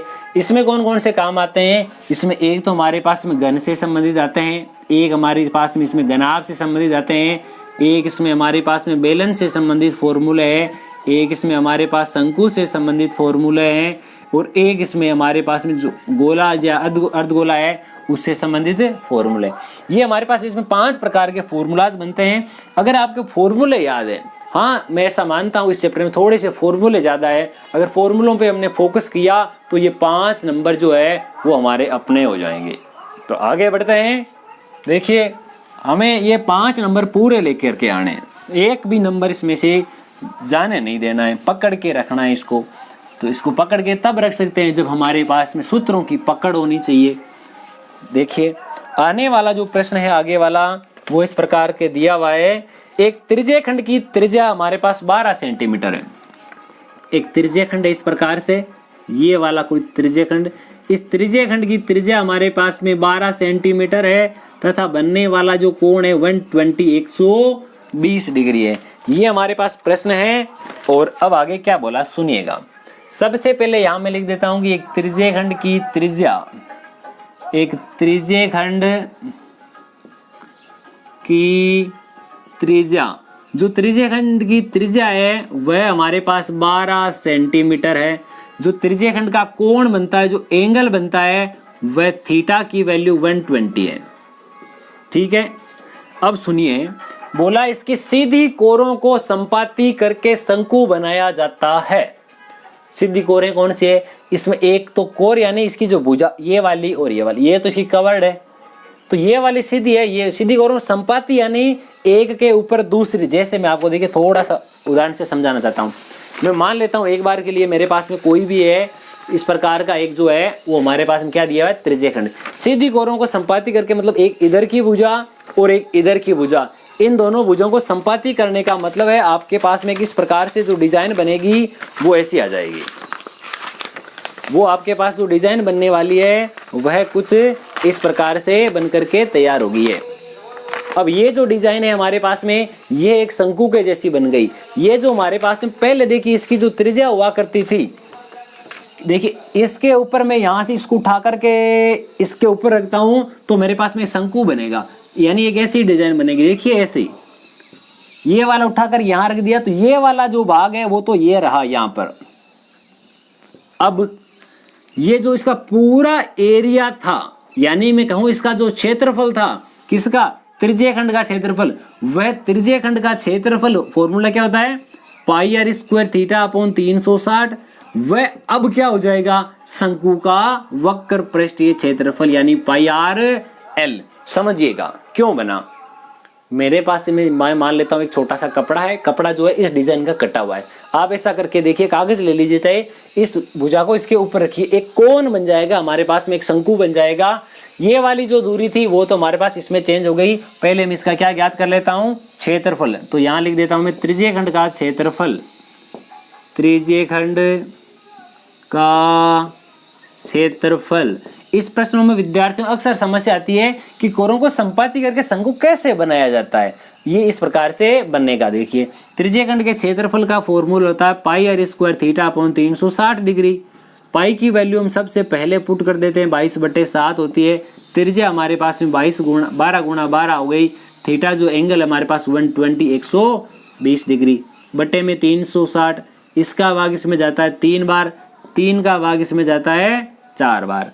मेरे पास में क्या बच गया? देखिए ये आ गया मेरे पास पाई। अब ये 4 गुणा 12, इसी को मैं समीकरण नंबर 1 दे देता हूं। ये मेरे पास त्रिज्यखंड का क्षेत्रफल आ गया। अब यहां एक लाइन लिखेंगे, सीधी कोरों को संपाती करके, सीधी कोरों को संपाती करके शंकु बनाने पर, सीधी कोरों को संपाती करके शंकु बनाने पर, जो शंकु बनाएंगे तब हमारे पास शंकु में क्या होगा? देखिए जो हमारे पास शंकु बना है उस शंकु की तिर्यक ऊंचाई यानी तिरछी जो ऊंचाई है वह क्या है? तिरछी ऊंचाई यानी एल। उसको किससे रिप्रेजेंट करते हैं? एल से। वह हमारे पास में हो जाएगी 12 सेंटीमीटर। तथा और हमारे पास में क्या होगा? जो शंकु है उस शंकु का CSA यानी वक्र पृष्ठीय क्षेत्रफल, उसका वक्र पृष्ठीय क्षेत्रफल वो क्या होता है? Pi R L. और इसकी वैल्यू हमारे पास आ गई कितनी? ये वाली 22/7 गुणा 4 गुणा 12। यहां से हम इसकी वैल्यू फाइंड आउट कर लेते हैं। देखिए पाई की वैल्यू होती है 22/7, तो ये कट गया। अब इसके अंदर जब हमारा पाई आर और एल है, इसमें एल की जगह में 12 रख सकता हूं क्योंकि मुझे प्रश्न में दिया हुआ है। कितना दिया हुआ है? 12। तो यहां मेरे पास आएगा, देखिए आर गुणा 12 बराबर, इधर बचा केवल 4 गुणा 12। 12 से 12 कट गया। अब मेरे पास में जो इसकी त्रिज्या आ गई वह आ गई हमारे पास में 4 सेंटीमीटर। अब क्या पूछा है वह सुनिए। प्रश्न में हमें लास्ट में पूछा था किसकी सीधी कोरों को संपाती करके शंकु बनाया जाता है। बनने वाले शंकु का आयतन ज्ञात करो, इसका वॉल्यूम बताना है। तो देखिए आयतन जो है, आयतन का जो फॉर्मूला होता है 1/3 पाई आर स्क्वायर एच। जबकि हमारे पास एल है और आर है। h नहीं है तो h के लिए फॉर्मूला लिखेंगे। देखिए हमारे पास होता ये है कि l स्क्वायर बराबर r square plus h square. l की वैल्यू हमारे पास में है l यानी 12 का स्क्वायर, r यानी 4 का स्क्वायर प्लस h का स्क्वायर। ठीक है, 12 का स्क्वायर होता है 144, 4 का स्क्वायर होता है 16 बराबर h स्क्वायर। तो यहाँ से हम कह सकते हैं इसमें से इसको घटाओ, 144 में से 10 घटाएंगे 134 बचेगा और यहाँ से आ गया 128। 128 जो है हमारे पास में जो वैल्यू आ रही है वह वैल्यू है किसकी, h के स्क्वायर की। और जैसे ही आप h का स्क्वायर हटाओगे तो आपके पास ये आ जाएगा 128 का अंडर रूट। अब 128 जो है वो किसी का परफेक्ट स्क्वायर नहीं होता है। अब हम क्या करेंगे, इसके आसपास कौन सी संख्याएं होती है। 21 का स्क्वायर हमें पता होता है कितना होता है 121, और जो 22 होता है उसका थोड़ा ज़्यादा, 11 का जो होता है वो होता है 121 और जो 12 है उसका होता है 144। इन दोनों के बीच की वैल्यू है, मैं मान लेता हूँ मेरे पास में ऐसी कोई वैल्यू आएगी, लगभग 10.5 आ रहा है, सॉरी 11.5 आ रहा है, 11.5 इन दोनों के बीच में आ जाएगा क्योंकि इन दोनों के लगभग बीच में आ रहा है। ठीक है, ये हमारे पास h की वैल्यू आ गई। h की वैल्यू को मुझे ज्ञात क्या करना था, इसका आयतन। तो अब मैं लिखता हूँ बनने वाले शंकु का आयतन, बनने वाले शंकु का आयतन पाई r स्क्वायर h, और ये 1/3 अपने स्थान पर, 22/7 अपने स्थान पर, r आपके पास जो रेडियस आ रही है वो आपके स्थान पर, r का स्क्वायर करना यानी 2 बार लिख दिया, h अपने स्थान पर। इन सब वैल्यू को कैलकुलेट जैसे ही आप करोगे आपके पास में आंसर आएगा बनने वाले शंकु का आयतन। इसका आंसर कमेंट बॉक्स में लिखकर आप बताइएगा कि कितने आंसर आपके पास आते हैं, ये प्रश्न आपको किस प्रकार का लगता है। अब हम इससे आगे बढ़ते हैं। हमारा आगे वाला जो प्रश्न है वो किस प्रकार का दिया हुआ है देखिएगा। हम आगे बढ़ते हैं। हमारा जो आज का आगे वाला प्रश्न है वह कुछ इस प्रकार का प्रश्न है। एक गोलों से संबंधित प्रश्न आ गया। देखिए अब हमारे पास में जो स्फेयर होते हैं उन गोलों से संबंधित प्रश्न आ गया। उसके साथ ही आप एक चीज देखिएगा, इस प्रश्न में बहुत ही अच्छी चीज देखने वाले हैं। कौन सी चीज है वो बात करते हैं। एक शीशे की गोले की त्रिज्या हमारे पास दिया हुआ है, एक गोले की त्रिज्या रेडियस हमारे पास में दी हुई है और वह त्रिज्या कितनी है, इसको मैं कैपिटल R नाम दे देता हूं। कैपिटल R बराबर 5 सेंटीमीटर है। आगे बोला गया है इससे 5 मिलीमीटर त्रिज्या की कितनी गोलियां बनाई जा सकती है। एक बात आप गांठ बांध करके सुन लीजिए, याद रख लीजिए, दिमाग में स्टोर कर लीजिए। यदि किसी एक डिजाइन को पिघला करके दूसरी डिजाइन बनाई जाती है तो उसके आयतन में कोई परिवर्तन नहीं होता है। जैसे इस गोले को पिघला करके छोटी छोटी गोलियां बनाई जाएगी तो बनने वाली सभी गोलियों का टोटल आयतन जो होगा वह हमारे पास इस गोले की जो वॉल्यूम है, इसका आयतन जो होगा उसके बराबर होने वाला है। तो सबसे पहले मैं इसका आयतन ज्ञात कर लेता हूं। गोले की त्रिज्या ये है तो इसलिए गोले का आयतन, यहाँ पहले फॉर्मूला लगा देता हूँ चुकी का निशान लगा करके, गोले का वॉल्यूम यानी आयतन। हमें पता होना चाहिए गोले के आयतन का फॉर्मूला 4/3 पाई r क्यूब। अब 4/3 तो अपने स्थान पर, पाई की वैल्यू हमारे पास होती है 22/7 और त्रिज्या हमारे पास 5 गुणा 5। इसको मैं यहीं तक लिख देता हूं समीकरण नंबर 1। एक और ध्यान रखें, जब भी किसी एक डिजाइन को पिघला करके दूसरी डिजाइन बनाई जाती है तो उसको एकदम कैलकुलेट ना करें, क्योंकि ये आगे जाकर के सारी वैल्यू कैंसिल आउट हो जाएगी, थोड़ी थोड़ी वैल्यू बचेगी। हम उसको कैलकुलेट आसान इस तरीके से कर पाएंगे। या हम इसको यहीं तक रख देते हैं। अब क्या लिखेंगे, गोले को पिघलाकर 5 मिलीमीटर। अब देखिए यहां मुझे मिलीमीटर को सेंटीमीटर में चेंज करना है। अब मिलीमीटर को सेंटीमीटर में चेंज करेंगे उससे पहले मैंने आपको बताया था कि 1 centimetre is equal to 10 millimetre. मेरे पास में कितने मिलीमीटर है, जितने भी मेरे पास मिलीमीटर हो, या इसका उल्टा देखा जाए तो मैं ऐसा कह सकता हूं 1 millimetre is equal to 1/10 centimetre. जितने मेरे पास मिलीमीटर है उसके अंदर 10 का भाग लगाऊंगा तो वह वैल्यू मेरे पास सेंटीमीटर में कन्वर्ट हो जाएगी। तो यहाँ मेरे पास में आ जाएगा, देखिए यहाँ इसकी जगह मैं ऐसा लिख सकता हूँ 5/10 सेंटीमीटर। गोले को पिघलाकर 5 मिलीमीटर त्रिज्या की गोलियां बनाने पर, 5 मिलीमीटर त्रिज्या की गोलियां बनाने पर, अब जो गोलियां बना दी जाएगी तो गोलियां बनाने पर क्या होने वाला है वो इस प्रकार से होगा कि जो गोले की रेट, हमारे पास जो गोले का आयतन है, गोले का आयतन है वह बराबर होगा किसके, कुल गोलियों के आयतन के बराबर। किसके बराबर होगा, कुल गोलियों का आयतन। अब सोचो गोलियां कितनी है हमें पता नहीं है, अगर मेरे पास एक ही गोली बनती है तब तो इस दोनों का बराबर है, आयतन गोले का और गोली का बराबर है। अब अगर मेरे पास में 2 गोलियां बनती है तो 2 गुणा 1 गोली का आयतन, 1 गोली का आयतन। अगर मेरे पास में 3 गोलियां बनती है तो इसकी जगह आ जाएगा 3 गुणा 1 गोली का आयतन। 5 बनती है तो 5 गुणा 1 गोली का आयतन। मैं मान लेता हूं माना बनने वाले गोलियों की संख्या x है, या अगर आप ऐसा नहीं लिखते तो यहां लिख दो बनने वाले गोलियों की संख्या। डायरेक्ट या तो x लिखो या डायरेक्ट संख्या से रिप्रेजेंट कर सकते हो। एक गोली का जो आयतन होता है वो क्या होता है, 4/3 पाई r क्यूब। यहां पर हमारे पास में देखिए जो संख्या है वो तो एज इट इज रहेगी। संख्या किसकी है, एक जो हमारे पास गोलियां बनने वाली उस गोलियों की संख्या है। तो यहां हमारे पास आएगा गोलियों की संख्या वापस से गुणा 4/3 गुणा 22/7 और ये हमारे पास रेडियस का क्यूब लिखा हुआ है। इधर आते हैं, या फिर आप रेडियस क्यूब जो है उसकी जगह वैल्यू लिख सकते हो 5/10। यहां लिख देता हूं 5/10 गुणा 5/10, 5/10 0.5 भी आप लिख सकते थे। इधर मुझे पता है कि गोले का आयतन समीकरण 1 में लिखा हुआ है, तो यहां मैं लिख देता हूं, देखिए 4/3 गुणा 22/7 गुणा 5 गुणा 5 गुणा 5। यही लाइन हम लगातार लिखते जाएंगे।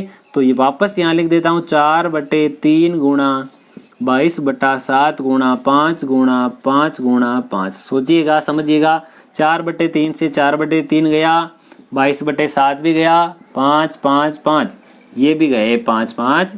इधर केवल 1 बचा, इधर केवल कितना बचा, 1। उधर क्या बचा, गोलियों की संख्या। उधर क्या बच गया, गोलियों की संख्या। गोलियों की संख्या ऊपर कुछ नहीं, बट्टे में 10 गुणा 10 गुणा 10 1000 बच गया। बट्टे में 1000 है, इधर 1 से गुणा होगा तो यहाँ मेरे पास 1 गुणा 1000 होकर के 1000 गोलियां बनके रेडी हो जाएगी। इस प्रकार के इस प्रश्न को हल करना है। इसी के साथ ये भी ध्यान रखें, कोई भी प्रश्न हो, एक डिजाइन को पिघला करके दूसरी डिजाइन बनाई जाए तो सदैव उन दोनों डिजाइनों का जो हमारे पास में वॉल्यूम है, आयतन है, वह बराबर होगा। या फिर ऐसा बोल दिया जाए कि हमारे पास में एक बेलन है, वह पूरा का पूरा या मान लो आधा पानी से भरा हुआ है, यहां तक जितना पानी से भरा हुआ है उसकी बात की दी जाए। दूसरा ऑप्शन मैं ये मान लेता हूं एक बार के लिए पूरा पानी से भरा हुआ है, पूरा पानी से भरा हुआ है, मतलब इसमें पानी कितना है, इसके आयतन के बराबर। अब इस बेलन में एक अन्य वस्तु डाली जाती है, कोई भी डिजाइन हो सकती है। डाली जाने वाली वस्तु एक गोला हो सकती है, गोलाकार डिजाइन हो सकती है, एक शंकु के आकार का एक खिलौना हो सकता है जो उसके अंदर डाल दिया गया हो। प्रश्न ऐसा आएगा, एक बेलन जिसकी त्रिज्या दी गई है, उसकी ऊंचाई दी गई है, पूरा पानी से भरा हुआ है, एक गोला है जो इस पानी में डाला जाता है, उसकी त्रिज्या आपको दी गई है। तो गोला अंदर डालने के बाद कितना जो पानी है वो इससे बाहर आ जाएगा।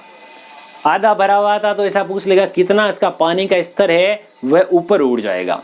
इस प्रकार के जो प्रश्न है, जितना पानी बाहर आएगा वह उसका आयतन डाली गई वस्तु के बराबर होना चाहिए। गोला डाला गया तो गोले का आयतन इस निकलने वाले पानी के आयतन के बराबर होगा। अगर शंकु डाला गया है तो शंकु का आयतन और निकलने वाले पानी का आयतन भी बराबर होने वाला है।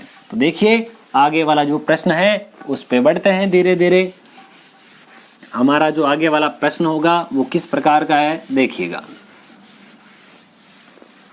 हमारा आगे वाला प्रश्न कुछ इस प्रकार का है कि जो मैंने अभी आपको बताया था उससे रिलेटेड आपके लिए मैं एक होमवर्क के लिए क्वेश्चन दे रहा हूं, सुनिएगा। एक 6 सेंटीमीटर व्यास का गोला है एक 6 सेंटीमीटर व्यास का गोला 12 सेंटीमीटर व्यास के बेलनाकार बर्तन में डाला जाता है। एक बेलनाकार बर्तन है इस प्रकार का, ये वाला, ये बेलनाकार बर्तन। इस बेलनाकार बर्तन के अंदर जो त्रिज्या है वो दी हुई है हमारे पास। देखिए इसकी 12 सेंटीमीटर व्यास है तो इसकी डायरेक्ट त्रिज्या बता देता हूं आपके पास। 6 सेंटीमीटर की त्रिज्या है। अब इसके अंदर डाला जाता है। इसमें कितना पानी है वो अभी पता ही नहीं। चलो पानी की ऊंचाई हमें दी हुई नहीं है, मैं मान लेता हूं इतना सा पानी होगा इसमें, कुछ पानी है इसमें, ठीक है। अब ये बोला इस पानी में एक क्या डाला जाता है, एक गोला डाला जाता है, और जो डाला गया गोला है उसके लिए हमारे पास त्रिज्या है वह दी हुई है 3 सेंटीमीटर। इस गोले को इसके अंदर डालने पर कितना पानी ऊपर उठ जाएगा वह क्या होगा, सुनते रहिए। हमें लास्ट में यह पूछा है कि पानी का स्तर कितना ऊपर उठेगा। तो सबसे पहला काम हमें क्या करना है, जितना पानी है वो अलग बात है, पहला काम जो हमें गोला दिया हुआ है उस गोले का आपको आयतन ज्ञात करना है। तो देखिए कौन कौन सी दो चीजें बराबर होगी। अगर आपने प्रश्न में वो चीज पकड़ कर ली तो आंसर कभी गलत नहीं होगा। तो गोले का आयतन ये बराबर होगा किसके, ऊपर उठे पानी का आयतन, ऊपर उठे पानी का वॉल्यूम, और जो गोले का वॉल्यूम है ये बराबर होगा। पानी का आयतन किसके अनुकूल होगा, ये होगा पाई आर स्क्वायर एच के अनुकूल। जो गोले का आयतन है ये हमारे पास हो जाएगा 4/3 पाई आर क्यूब। हमारे पास में देखिए यहाँ 4/3 है, सॉरी पाई से पाई कैंसिल हो जाएगा, और यहाँ दोनों की त्रिज्या अलग अलग है। आप इसको किसी एक को कैपिटल आर से रिप्रेजेंट कर सकते हो, किसी को भी। यहाँ मेरे पास बचेगा 4/3 गुणा त्रिज्या हमारे पास देखिए यहाँ दी हुई है 3 गुणा 3 गुणा 3, और यहाँ पर मेरे पास r जो है वो दी हुई है 6 गुणा इसकी ऊंचाई। इसका भाग इसमें 2 बार, इसका भाग इसमें 2 बार, 2 गुणा 2 हो गए 4, 4 से 4 कट गए। अब मेरे पास क्या बच गया, 3 से 3 भी कट गया, केवल 1 बच गया, h बराबर 1। अतः इसके अंदर ये गोला डालने पर 1 सेंटीमीटर पानी का स्तर ऊपर उठ जाएगा। ये आपका प्रश्न है, पूरा आपको इसको होमवर्क के रूप में करना है, किस प्रकार से इसका आंसर आने वाला है। सेम ऐसे प्रश्न आपको होमवर्क के रूप में और भी दिए जाएंगे, अभी देखिए लास्ट में जाकर के। उससे पहले हम आगे वाले प्रश्नों पे बात करते हैं। वीडियो कुछ लेंथी जरूर है, पर वीडियो में जितने भी प्रश्न है ये मान लो बहुत ही ज्यादा इंपॉर्टेंट प्रश्न है। जो हमारी प्रश्नावली है वो बहुत ही बड़ी होने के कारण वीडियो थोड़ा बड़ा हुआ है, परंतु ये जो वीडियो आपके लिए बहुत ही फायदेमंद साबित होने वाला है। तो आज का जो नेक्स्ट प्रश्न है हमारा इस प्रकार का लिखा हुआ है, एक शंकु, एक अर्धगोला और एक बेलन, तीनों एक ही आधार और एक ही ऊंचाई पर बने हुए हैं। क्या क्या है, एक तो मेरे पास शंकु है, एक अर्धगोला है और एक बेलन, तीनों एक ही आधार पर बने हुए हैं और एक ही ऊंचाई पर बने हुए हैं। तो देखिए किस प्रकार से बने हुए होंगे। ये मेरे पास में कोई एक अर्धगोला है, इसके अंदर एक मेरे पास में शंकु है, ये वाला, दो चीजें हो गई। एक मेरे पास में क्या बनाना है, बेलन बनाना है। तो ये मेरे पास में देखिए ये ऐसा कुछ मान लेता हूं, ये ऐसा कोई बेलन होगा, ये इसका कोई एक बेलन भी है, ऐसा कुछ बनता है। एक साथ बनाने पर समझ में नहीं आता, परंतु हमारे को ये ध्यान में रखना है कि एक तो मेरे पास में शंकु दिया हुआ है, एक मेरे पास में अर्धगोला दिया हुआ है इस प्रकार का, सेम जो हमारे पास सेमीस्फेयर दिया हुआ है, और एक हमारे पास में क्या दिया हुआ है, बेलन दिया हुआ है। इनमें क्या क्या समानता होगी वो समझिएगा, बहुत ही अच्छा प्रश्न हो जाएगा आपके लिए।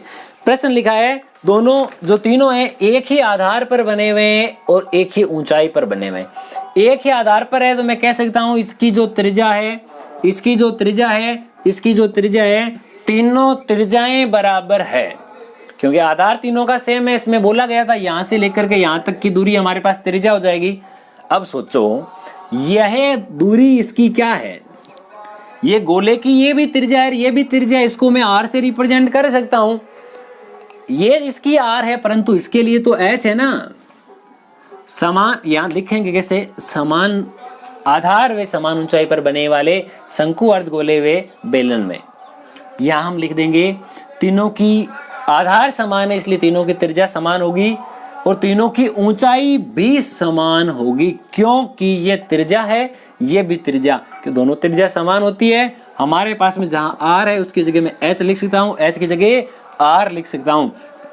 मुझे पूछा है तीनों के आयतन का अनुपात, इसका आयतन क्या होता है 1/3 पाई r स्क्वायर h। इसका आयतन क्या होता है, हमारे पास पूरे का तो होता है 4/3, इसका हो जाएगा 2/3 पाई r स्क्वायर h, सॉरी 4/3 पाई r क्यूब, और इसका हो जाएगा मेरे पास में केवल पाई r स्क्वायर h। ये हमारे पास हो गया, देखिए पाई से पाई पूरा कैंसिल हो गया।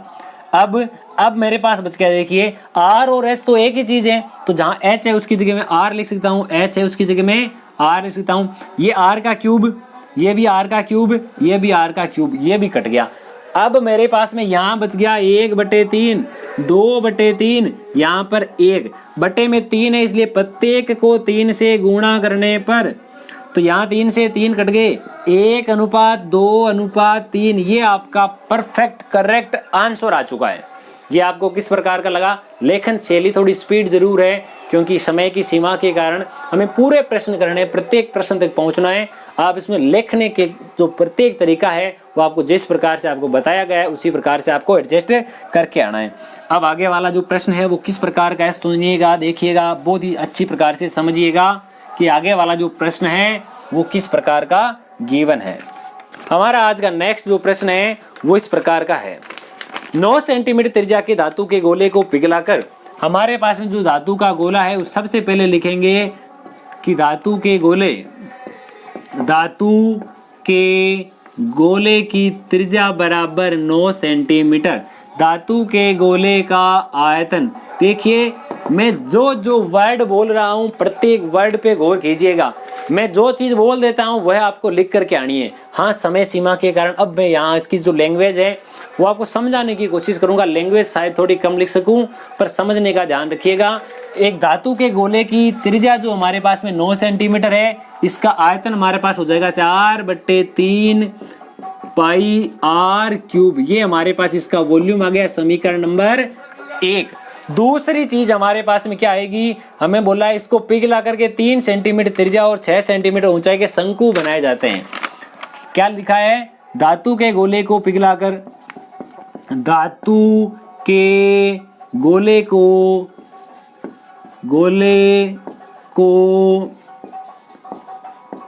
पिघलाकर हमारे पास में 3 सेंटीमीटर त्रिज्या व 6 सेंटीमीटर ऊंचाई के शंकु बनाने पर, क्या बनाए जाते हैं, शंकु बनाने पर। अगर शंकु बना दिए जाएंगे तो इधर तो आएगा हमारे पास में कि धातु के गोले का आयतन, धातु के गोले का आयतन, और दूसरे साइड में आएगा कुल शंकुओं का आयतन, कुल जो बनने वाले शंकु है और बनने वाले शंकुओं का आयतन। अब सोचो, धातु के गोले का आयतन हमारे पास में 4/3 ये पाई और ये हमारे पास में r क्यूब आया हुआ है।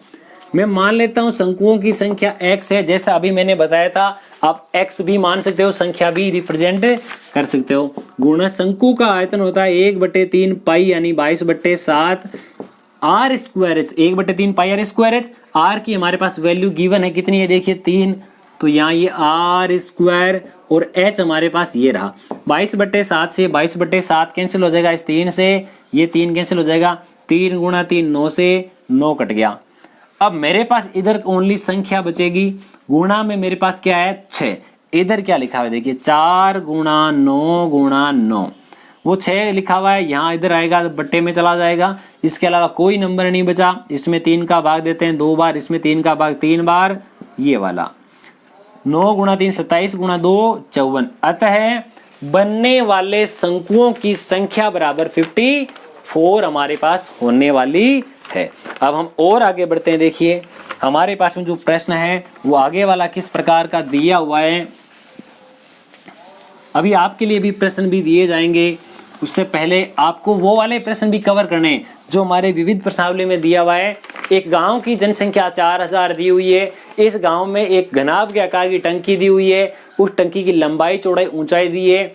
यदि गांव में प्रतिदिन प्रति व्यक्ति 4000 लीटर की खपत करता है तो वह टंकी का पानी जो है वो कितने दिनों के लिए उनके लिए पर्याप्त होगा। पहला काम क्या करेंगे, प्रतिदिन यानी एक व्यक्ति एक दिन में पानी की खपत करता है, 4000 व्यक्ति एक दिन में पानी की खपत करते हैं, तो एक दिन में यानी टोटल गांव में कितना पानी खपत होता है, कितना खर्च होता है वो निकाल लिया आपने। अब उसके बाद टंकी का आयतन निकालना है। टंकी के आयतन में एक दिन के आयतन का भाग लगा दो, दिनों की संख्या आपके पास आ जाएगी। ये आपको प्रश्न करना है, विविध में आपका ऐसा प्रश्न दिया हुआ मिलेगा। मैं प्रश्न लेता हूं आज का आगे वाला। एक धातु के अर्धगोले का व्यास हमारे पास दिया हुआ है। धातु का अर्धगोला है, कैसा दिया हुआ है, अर्धगोला। ये इस प्रकार का होता है अर्धगोला। तो यहां लिख देता हूं धातु के अर्धगोले का व्यास। धातु के अर्धगोले का व्यास, हमारे पास जो व्यास है वह व्यास दिया हुआ है 42 सेंटीमीटर, तो त्रिज्या हो जाएगी 21 सेंटीमीटर। इसके जो क्षेत्रफल पर हमें क्या करना है, वह हमें कलर करवाना है। देखिए मैं तरीका बता देता हूं, आंसर आपको करना होगा। धातु का जो अर्धगोला है वो हमारे पास में है, इसके वक्र पृष्ठ पर कलर करवाना है, या पूछा जा सकता है कि संपूर्ण पृष्ठ पर कलर करवाना है। इसका जो ये पृष्ठीय क्षेत्रफल है ये वाला, इसके ऊपर कलर करवाना है। इसका जो क्षेत्रफल है इसको क्या कहते हैं, ये हमारे पास अर्धगोला हो गया, इसके लिए हमारे पास में हो जाएगा ये वाला। देखिए टोटल क्या होता है 4 पाई आर क्या होता है स्क्वायर। टोटल क्या होता है 4 पाई आर स्क्वायर। अगर अर्धगोला दिया हुआ है, अगर इसका केवल वक्र पृष्ठ दिया हुआ है तब तो आएगा हमारे पास इसका हाफ यानी 2 पाई आर स्क्वायर। अगर हमें दिया हुआ इसका संपूर्ण पृष्ठीय क्षेत्रफल टोटल सरफेस एरिया, तब हमारे पास ये तो 2 पाई आर स्क्वायर और प्लस ये ऊपर वाला हमारे पास हो जाएगा 3 पाई आर स्क्वायर। पाई की value you know that, pi की वैल्यू 22/7, त्रिज्या हमारे पास दी हुई है, find the value of this. उसके बाद में हमें ऐसा भी दिया जा सकता है कि इसके जो पृष्ठ पर कलर करवाने का खर्चा है, 1 वर्ग सेंटीमीटर का खर्चा इतना है, 5 वर्ग सेंटीमीटर का इतना है, तो टोटल इसका खर्चा बताइए। इस प्रकार का जो प्रश्न है ये आपको करना है। अब मैं इससे आगे आपका थोड़ा सा 1-2 प्रश्न पहले होमवर्क का बता देता हूं, उसके बाद में हम आगे बढ़ते हैं। आज का जो आपका होमवर्क का प्रश्न है कुछ इस प्रकार का है, आप ही की किताब का उदाहरण है। उदाहरण क्या है, एक शंकु के आधार जो है, शंकु का जो आकार है उस प्रकार शंकु के जैसा एक टेंट लगाया हुआ है। उस शंकु के टेंट की ऊंचाई आपको दी हुई है हमारे पास में ये वाला, इसकी ऊंचाई जो आपको 14 मीटर दी हुई है यहां से ये वाली, ठीक है। तथा इसके आधार का जो क्षेत्रफल है, एरिया दिया हुआ है आपको पास में, वह कितना है 346.5 वर्ग मीटर हमारे पास दिया हुआ है। तो हमें पूछा है यदि इस टेंट को लगाने के लिए कपड़े की जो चौड़ाई है वह 1.5 मीटर है, तो इसकी लंबाई ज्ञात करो। क्या पूछा सुनिएगा, एक उदाहरण है, आप अच्छी प्रकार से किताब में भी देख सकते हैं। एक शंकु के आकार का टेंट है या एक कैनवास से बनाया हुआ है, उसकी ऊंचाई हमें दी हुई है, इसके आधार का क्षेत्रफल यानी वृत्त का क्षेत्रफल दिया हुआ है। पहले वृत्त की त्रिज्या ज्ञात करेंगे, जब हमारे पास त्रिज्या आ जाएगी तब हम इसकी ऊंचाई L यानी तिर्यक ऊंचाई ज्ञात करेंगे। तिर्यक ऊंचाई ज्ञात करने के बाद इसका जो वक्र पृष्ठीय क्षेत्रफल है, वक्र पृष्ठीय क्षेत्रफल जो कैनवास की किसके बराबर है, कैनवास का क्षेत्रफल लंबाई गुणा चौड़ाई के बराबर। जो इसका वक्र पृष्ठीय क्षेत्रफल इसकी वैल्यू जो आएगी वो लंबाई की वैल्यू ज्ञात करनी है, जबकि चौड़ाई का मान हमारे पास में गिवन है, तो चौड़ाई इसके भाग में चली जाएगी और यहाँ से इसके कैनवास का जो लंबाई है उसकी लंबाई की वैल्यू निकल के आ जाएगी।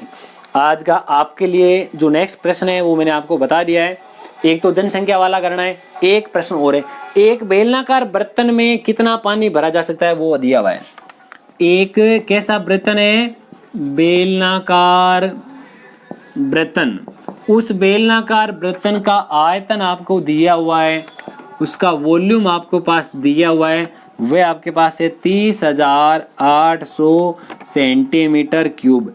ये आपके पास उस बेलनाकार बर्तन का आयतन दिया हुआ है। आगे प्रश्न है इसकी आंतरिक त्रिज्या, इसकी आंतरिक त्रिज्या इंटरनल रेडियस आपके पास में 14 सेंटीमीटर है, ठीक है। तो आप इसका अंदर का वक्र पृष्ठ ज्ञात करो। अंदर का वक्र पृष्ठ ज्ञात करने से पहले आयतन जो है उसका फॉर्मूला होता है pi R square H. Are की वैल्यू यहाँ से रख सकते हो, यहाँ एच की वैल्यू आएगी, एच की वैल्यू आपके पास आ जाएगी, आर की वैल्यू है, तब आप इसमें 2 पाई आर एच का फॉर्मूला अप्लाई करके इसकी वैल्यू निकाल सकते हो। आज की इस वीडियो में बस इतना ही। इस वीडियो में आपके जितने भी प्रश्न हुए हैं वो आपको किस प्रकार के लगते हैं नीचे कमेंट सेक्शन में लिखकर जरूर बताएं। इस वीडियो का प्रत्येक प्रश्न आपके लिए बहुत ही ज़्यादा लाभदायक है। आशा ही नहीं, मुझे पूर्ण विश्वास है कि आज का वीडियो आपके लिए बहुत ही ज़्यादा फायदेमंद होगा। और आज अगर आप ये वीडियो शुरू से लेकर अंत तक देख रहे हैं तो ये पूरा वीडियो आपको किस प्रकार का लगा। अगर आपको वीडियो अच्छा लगे तो नीचे जो लाइक का बटन है उस पर लाइक करें। नीचे कमेंट सेक्शन में लिखकर भी ये बताएं कि ये वीडियो आपके लिए कितना हेल्पफुल है। अगर आपको ये वीडियो बहुत ही अच्छा लगा तो अपने सभी दोस्तों में भी शेयर करें। तो आगे आने वाले एग्जाम के लिए आप सभी को बेस्ट ऑफ लक, बहुत ही अच्छी प्रकार से तैयारी करें। मिलते हैं चैप्टर नंबर 17 जो केंद्रीय प्रवृत्ति के नाम वहाँ पे मध्य, माध्यक और बहुलक पूरा 6 नंबर का प्रश्न आएगा वहां से। तो बहुत ही अच्छी प्रकार से हम कवर करने वाले हैं, तो बने रहिए हमारे साथ। नेक्स्ट वीडियो में मिलते हैं चैप्टर नंबर 17 कक्षा 10 10th mathematics RBSc। Thank you, धन्यवाद, जय हिंद, जय भारत।